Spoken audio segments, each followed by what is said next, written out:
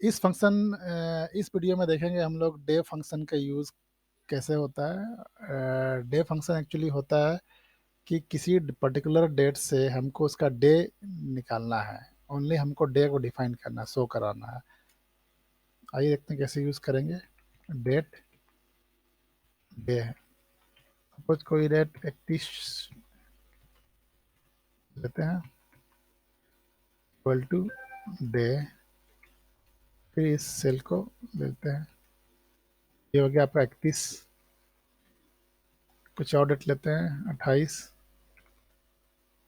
28